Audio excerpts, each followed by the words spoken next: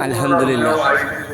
আমরা আর কিছু না করতে পারলাম আমরা সত্যভাবে হয়ে ইলাম আটো দোয়া করি আর করতে পারি আল্লাহ দোয়াটা কবুল করেন। শুধু একটাই কথা যে মুসলমানরা এই পৃথিবীতে বিভিন্ন জায়গাতে কষ্ট পাচ্ছে, নির্যাতিত হচ্ছে।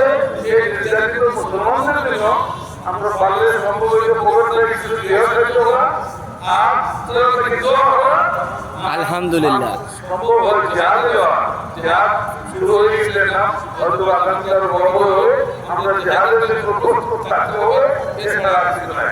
আসলে কাজা বলেছি যারা জিহাদের শুরু আয়োজন করতে হবে তো দেশের সুপরিচিত ব্যক্তি সুপরিচিত বক্তা আমি ওনার মধ্যে শেষ দোয়াটা সাক্ষা করবো আজকে ওনার মাধ্যমে যেন হয় ওনার সুন্দর আয়োজনের জন্য আপনি ওনাকে আন্তরিকভাবে ধন্যবাদ জানাই।